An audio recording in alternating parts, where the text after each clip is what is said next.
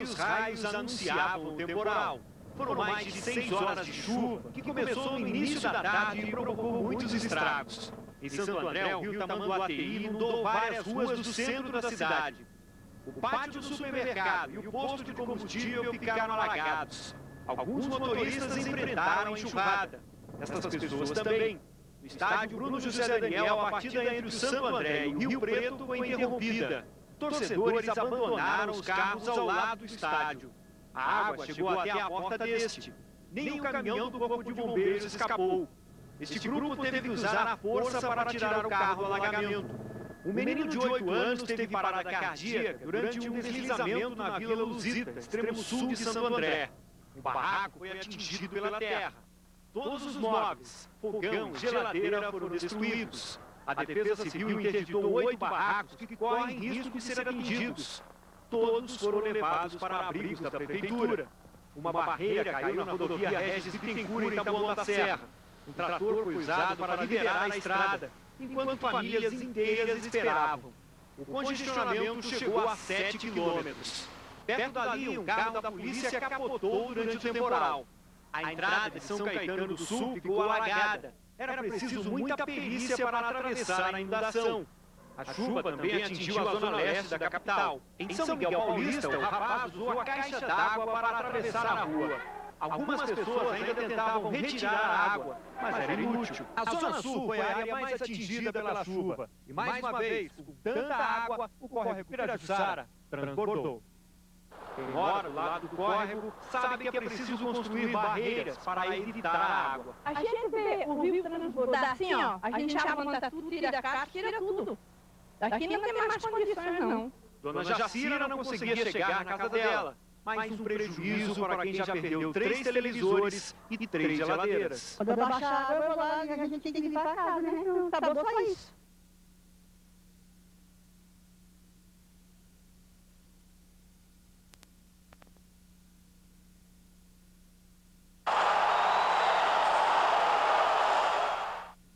Mesmo com esses cérebros no time, Santos e Corinthians não podem descuidar do sobrenatural. Você lembra do último clássico do Timão? Em Presidente Prudente, o Corinthians perdeu a invencibilidade de 10 jogos. Nos 2 dias em que o time ficou na cidade, coisas estranhas aconteceram. Na chegada ao aeroporto, um sapo que ninguém sabe de onde veio esperava os jogadores. No dia seguinte, este urubu chegou pelo alto ao estádio. Curiosamente, ficou o tempo todo do lado dos corintianos, de olho no jogo. O resultado, 3-1 para o São Paulo. Coincidência ou não, depois do jogo, o urubu sumiu. Os funcionários aqui do Prudentão dizem que nunca viram o bicho por aqui. Um sinal que ele pode ter aparecido só na hora da partida. O sapo e o urubu seriam um trabalho feito para o Timão? Pai Conrado de Oxum tranquiliza, em parte, a equipe. Com relação ao urubu, eu acredito que não. Porque eu, sinceramente, desconheço qualquer trabalho que se use essa ave, né? Agora, quanto ao sapo, existem sim algumas ramificações do espiritualismo, né? Que utilizam esse bichinho para se fazer alguns vudus. Pai Conrado ensina para os corintianos o que ele chama de ritual básico para atrair sorte. Cada um deles pode, minutos antes do início do jogo, pode pegar uma moedinha de 1 centavo e ir até o portão e gritar no portão lá e jogar essa moedinha na rua, pagando assim a vitória do time, né? E aproveitando a consulta, que tal uma previsão do que vai acontecer domingo? O orixá que fala pelo Corinthians, no meu Opoifá, é o orixá conhecido como Yansan, diz aqui junto com o Exu que o time está numa boa etapa do campeonato, né? Eu acredito que vai haver uma vitória por aí. Por via das dúvidas, não custa nada pedir também a proteção de São Jorge para afastar os bichos.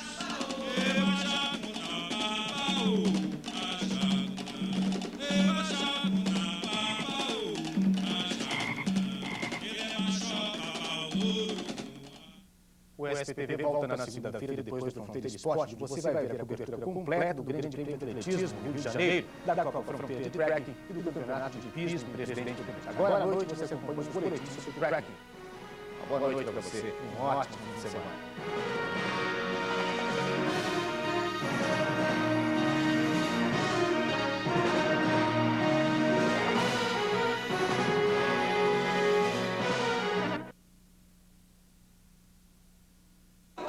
Desta vez a prova é à noite. Lanternas são indispensáveis. Nas mãos, cabeças, penduradas na roupa. O frio, então, é de arrepiar. Por isso, um verdadeiro festival de casacos e toucas. Bom, quem tem um cobertor de orelha não se preocupa tanto com a temperatura. Assim é melhor, né? E o trekking mostra que reúne famílias inteiras. Lá em casa, todo mundo faz trekking. Eu, meu irmão, meu outro irmão menor, meu pai. Une pessoas de todas as idades. Seu Cícero, por exemplo, 64 anos e uma disposição de dar inveja à molecada. Vale só a emoção que a gente tem participado de uma prova dessa noturna, já vale qualquer tipo de esforço. E partem as primeiras equipes. Logo, elas somem no meio da escuridão. E pela primeira vez na história do trekking de Presidente Prudente, uma equipe de televisão vai disputar a prova. Estamos aqui prontos. Flávia Marsola, tudo pronto para disputar? Tudo pronto, Renato. Sabe? Não dá nada. Eu tô aprendendo a mexer com a bússola, já recebi algumas orientações e vou pra frente. Entende alguma coisa da planilha? Mais ou menos. Eu sei que isso aqui é uma cerca e eu nela. Então vamos lá, segura aí.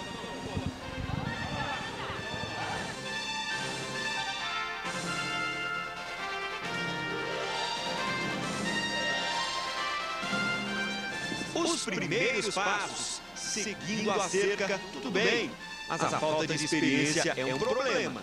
Eu tô com a planilha aqui atrás, eu tô lá na frente, nem sabe pra onde tá.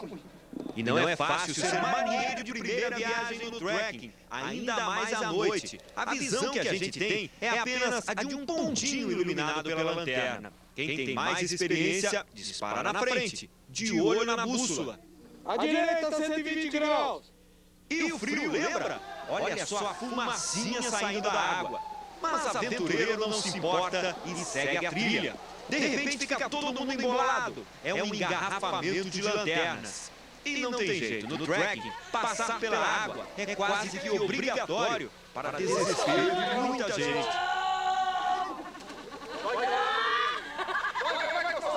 Esses aí são mais radicais. Ou seja, tá na chuva, tem que molhar.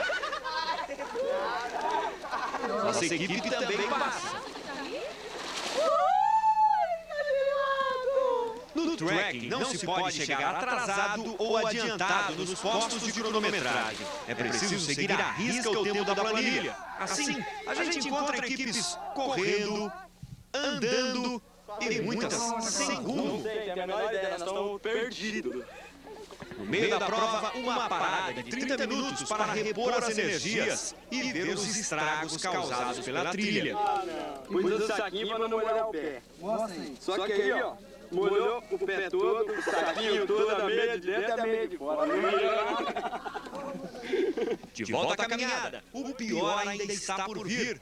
Passar dentro de um túnel, na água, descer corda, chegar ao passeio do Tarzan. Olha só o que nos aconteceu.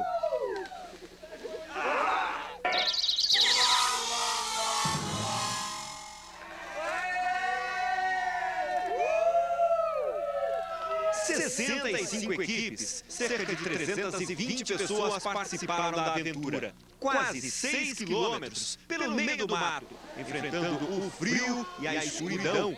Você acha que alguém saiu reclamando? Esse foi mais emocionante que o primeiro, muito mais adrenalina, muito mais emoção, muito mais tombos. Tava muito gostoso. O pessoal gostou bastante, apesar de ter que passar em água. Ninguém reclamou de frio, dos barrancos, né? Da vegetação muito molhada. Então eu acho que é bastante positivo. E a nossa equipe completou a prova em 3 horas e 20 minutos. Para uma estreia, até que não foi tão ruim. O que aconteceu lá no Tom? Fala.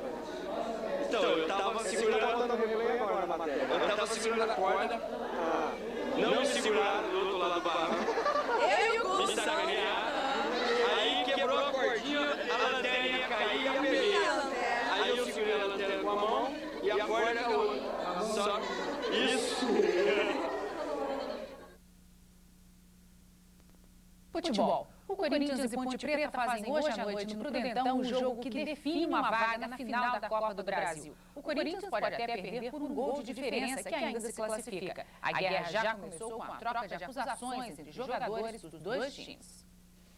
Sem festa, o time da Ponte Preta chegou a Presidente Prudente em silêncio. No aeroporto, nenhum torcedor. O técnico Marco Aurélio reconheceu. Faltaram os gols na primeira partida. Nós fizemos uma boa partida, criamos oportunidades, infelizmente nós transformamos em gols. Dessa vez, a necessidade de fazer esses gols. Enquanto isso, do outro lado da cidade, o Corinthians batia a bola no Prudentão. A torcida foi ao estádio e fez barulho. No aeroporto, o Ronaldão abriu a boca e criticou Marcelinho Carioca. Acho que as pessoas que acompanharam o jogo perceberam que ele é um jogador realmente que ele alterna momentos de pura lucidez e às vezes ele começa a apelar. Então é um jogador que merece cuidado de ambas as postes, com a qualidade dele e com a violência dele também. Eu escutei várias coisas dentro de campo, meteram a mão na minha cara, chutaram sem bola, eu vi orientações do banco, mas isso tudo faz parte. Eu acho que eles tentaram tirar proveito de uma situação onde eu não caí. Eu tenho certeza que essa segunda vez nós não vamos cair também, não. Mas nem as críticas dos zagueiros da Ponte parecem tirar a alegria de Marcelinho. Ele não deixou em paz os colegas que davam entrevista. Parece que até a lua brilhou mais forte do lado dos corintianos. Mas, durante o treino, comissão técnica e jogadores deixaram claro que o clima de já ganhou não existe no grupo. Eu acho que o Corinthians tem que estar confiante para fazer uma boa partida para conseguir a sua classificação. E já pensando num possível resultado desfavorável, o Corinthians treinou cobranças de pênaltis. E nós vamos lá para o estádio do Prudentão, onde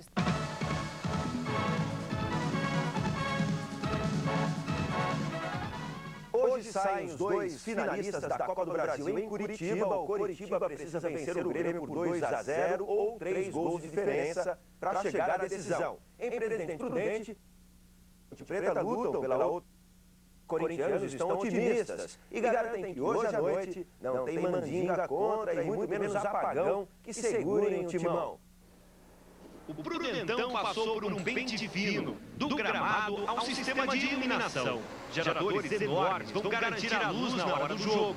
Nas ruas, o clima da partida já tomou conta da cidade. O torcedor corintiano não tem boas lembranças da última vez em que o time jogou em Presidente Prudente. O Corinthians já estava classificado para as semifinais do Campeonato Paulista, mas perdeu a invencibilidade de 10 jogos para o São Paulo. Uma derrota por 3-1, cercada de muitos mistérios. Na chegada ao aeroporto, um sapo na pista. No estádio, um urubu baixou bem do lado corintiano. Teve gente falando até do trabalho feito contra o timão.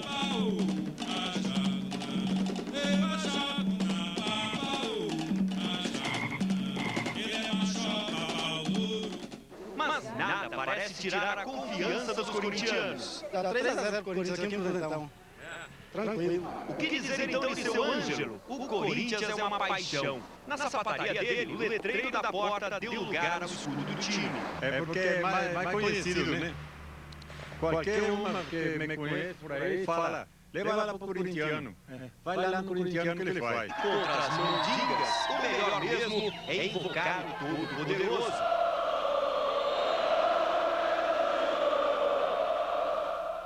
E a Rede Globo mostra Corinthians e Ponte Preta hoje, logo depois da novela Porto dos Milagres.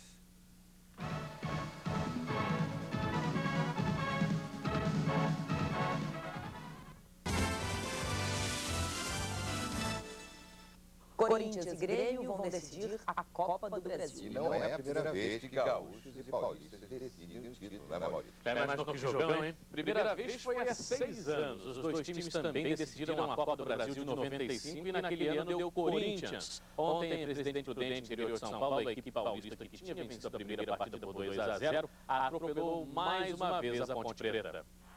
No começo, jogadas duras, tanto do lado do Corinthians como da Ponte Preta. Piá e André Luiz se descontrolam e a agressão não é punida pelo juiz. A Ponte Preta precisava vencer por 2 gols de diferença, mas é o Corinthians quem marca. Na jogada de Everton, o juiz vê falta do goleiro Alexandre. Pênalti. Marcelinho cobra com a habitual categoria, 1-0. No último minuto do primeiro tempo, Miller cruza, Alexandre não pega e Everton manda para o gol. Corinthians, 2-0. E a Ponte reclama. Mais uma vez, em cima não foi pênalti. Aí fazer o quê? No segundo tempo, restava a Ponte atacar. As chances aparecem, mas o gol não. O Corinthians acaba de vez com a esperança da Ponte em novo pênalti, sofrido por Gil. André Luiz cobra forte, 3-0. Com a vitória, o Corinthians garantiu uma vaga na final da Copa do Brasil. Desde 81, quando o Prudentão foi construído, o time nunca havia vencido aqui. Se existe tabu, é para ser quebrado, né? Então, por isso esse nome. E o Corinthians hoje conseguiu fazer uma boa partida e conquistou mais um bom resultado. E que hora boa para quebrar o tabu. Na capital paranaense, o Grêmio, que tinha vencido o primeiro jogo por 3-1, voltou a ganhar do Coritiba e garantiu a vaga. Estádio.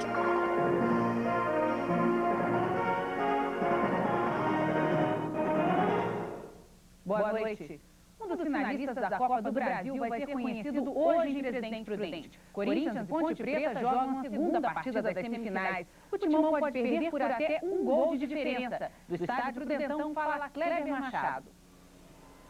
É mais um jogo decisivo aqui no Prudentão, agora pela Copa do Brasil. A vantagem é grande do Corinthians. O Corinthians hoje é o mandante, venceu por 2-0 na partida de Rio Preto. Ou seja, se perder por 1-0, está classificado. Se perder por 2-0, decisão nos pênaltis. Se o Corinthians fizer um gol, obriga a Ponte Preta a vencer por 3 gols de diferença para que ela consiga a sua classificação. É uma bela vantagem da equipe do Corinthians, que foi campeão paulista e agora pode chegar à decisão da Copa do Brasil. Claro que a Ponte Preta vai tentar estragar a festa do time de Vanderlei Luxemburgo. Agora, a gente imagina que a cidade de Presidente Prudente, a região de Presidente Prudente, devem estar muito animadas com a presença deste clássico, deste Corinthians e Ponte Preta. O repórter Renato Peters conta pra gente a expectativa da região para esse jogo, Renato.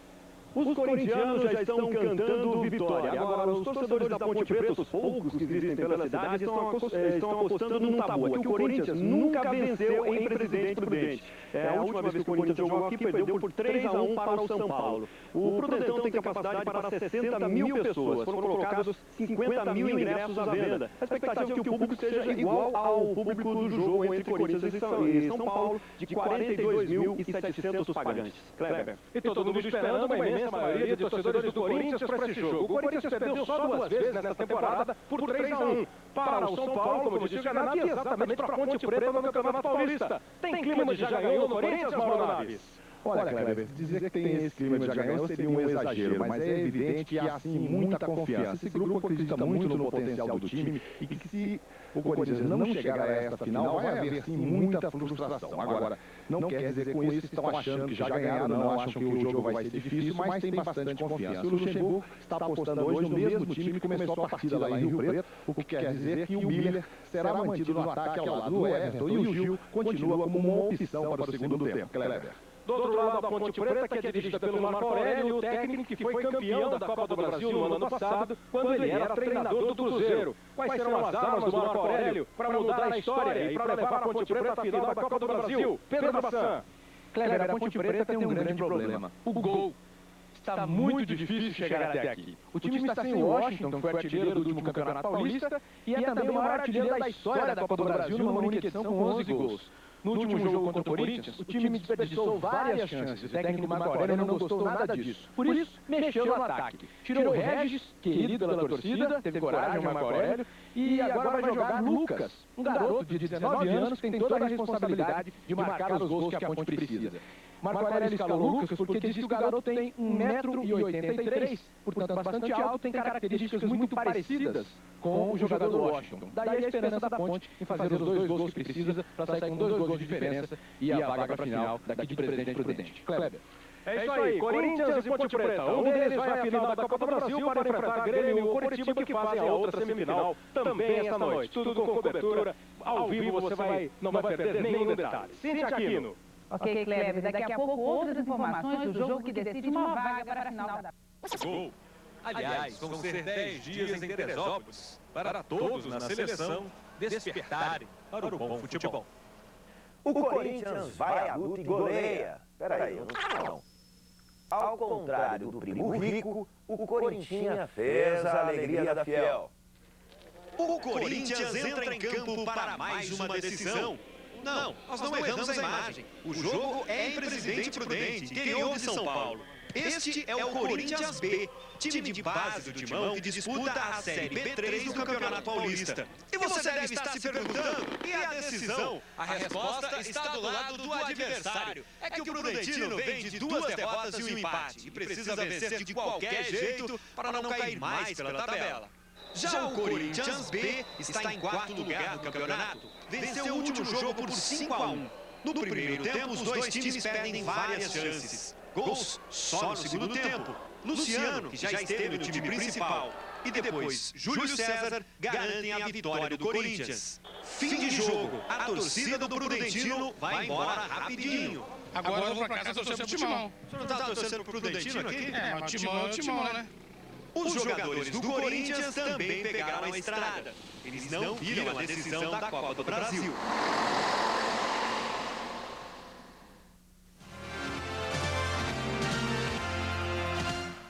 No Morumbi, os corintianos choram, acordam do devaneio de ser um super time todo-poderoso. O Grêmio, cheio de humildade, técnica e muita raça, brilha na hora da decisão. Um futebol de dar inveja, um futebol de tetracampeão.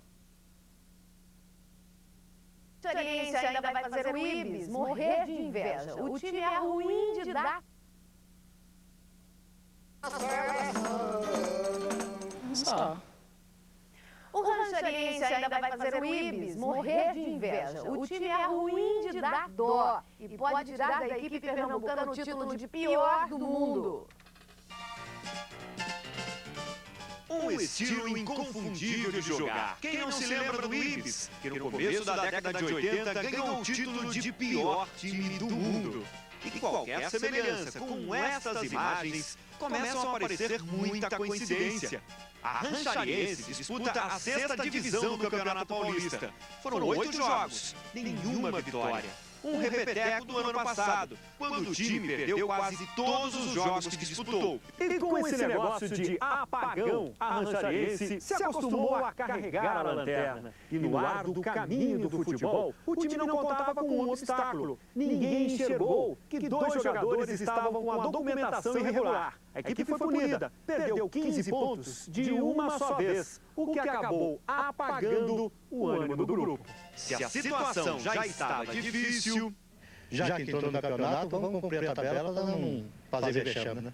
A responsabilidade de conquistar a primeira vitória e, quem sabe, tirar a Ranchariense do fim da tabela cai nos ombros do novo técnico, o ex-quarto zagueiro polaco, que jogou com Rivelino no Corinthians e Leão e Leivinha no Palmeiras. Na realidade, um déficit muito grande, que até hoje eu também, como pratiquei muito tempo no futebol, nunca tinha visto isso, mas aconteceu e está aí diante de todo mundo.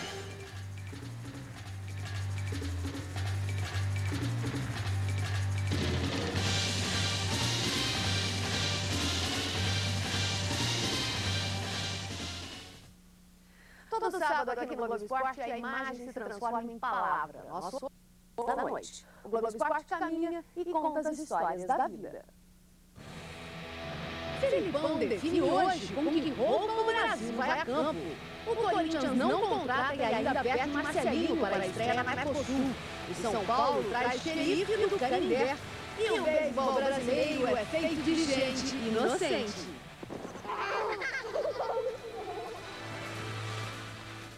Festa para os donos da casa na Copa América. Mês de férias, alegria da criançada. Mas enquanto todo mundo brinca e se diverte, uma turminha de Presidente Prudente trabalha pesado. Ai, doeu!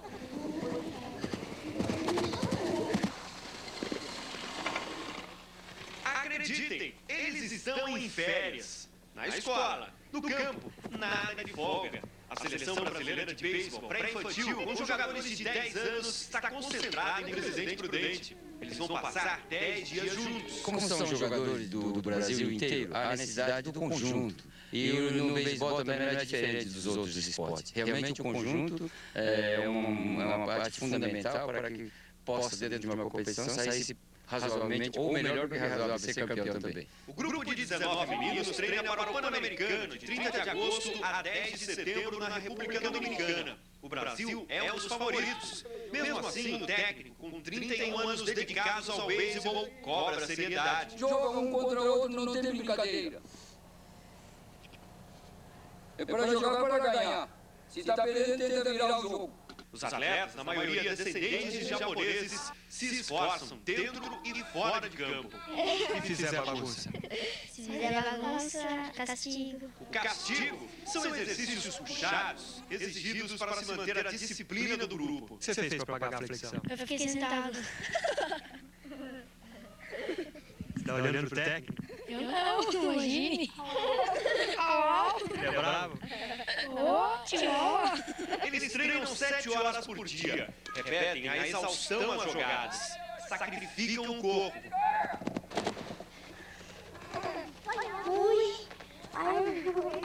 Quem veio de outras cidades e estados tem que se acostumar a passar os dias longe dos familiares. E o que é pior nesta idade? Longe da mãe. Quando ela fica com saudade, ela liga. Aí, às vezes, quando eu tô com saudade e ela liga, eu fico conversando com ela. Mas tudo isso parece pouco diante da realização de um sonho. Isso é um orgulho pra mim. Minha mãe falava assim pra mim que eu ia conseguir, assim eu falava que eu não podia conseguir, agora eu tô aqui, representando o Brasil. Os pequeninos sabem que a convocação para a seleção brasileira significa férias sem viagem, videogame ou televisão até mais tarde. Mas tem adulto que também entra na rotina da concentração. São os pais dos jogadores que trocam o descanso de julho pelo trabalho. Esses pais voluntários moram em Presidente Prudente e têm uma responsabilidade bem maior que só ficar atrás do fogão. A gente cuida de todos os atletas como se a gente estivesse cuidando dos nossos filhos em casa. Eles preparam mais de 20 quilos de comida por dia. O cardápio, seguido à risca, foi preparado por uma nutricionista. Depois da janta, todo mundo para a cama. Afinal de contas, de manhã cedinho, começa tudo de novo.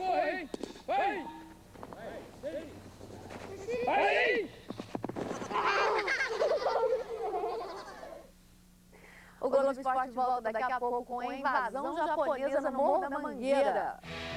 E era só o que faltava. O Corinthians sem reforços ainda perde Marcelinho para a estreia na Mercosul.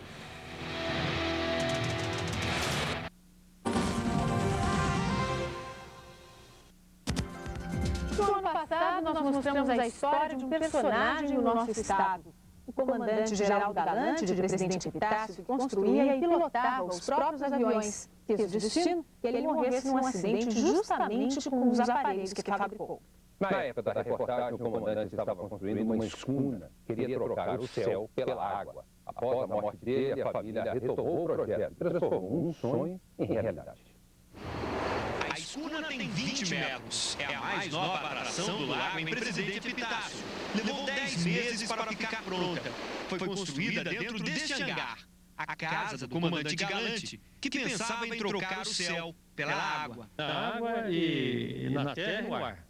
Galante construiu 5 aviões. Em novembro do ano passado, sofreu um acidente e morreu aos 60 anos. O filho terminou a construção da escuna. Uma tarefa nada fácil. Eu tive que ir para o sul, Ubatuba, São Paulo, várias vezes para ir atrás de peça, que aqui não tem, né? Então é uma coisa meio restrita aqui de peça para barco. Então, e meu pai que ia atrás disso daí, ele que fazia, ou ele mesmo confeccionava a peça, eu não tenho essa habilidade, eu tive que comprar. A ideia do comandante Galante era a de morar no barco. Por isso ele planejou uma espécie de casa flutuante. Esse balcão de madeira, por exemplo, esconde desse lado aqui uma pia e desse outro um fogão. O barco tem camas e até banheiro. Para família, mais que diversão nos fins de semana, os passeios pelo lago trazem lembranças do aviador, que estava prestes a se tornar marinheiro. Ele queria também fazer esse barco assim pra unir a família, sabe? Pra gente ficar tudo junto, pra passear, pra tudo. Ele achou que assim ia unir mais a gente. Para os Galante, cortar o lago com o barco significa também a realização do último sonho do piloto aventureiro.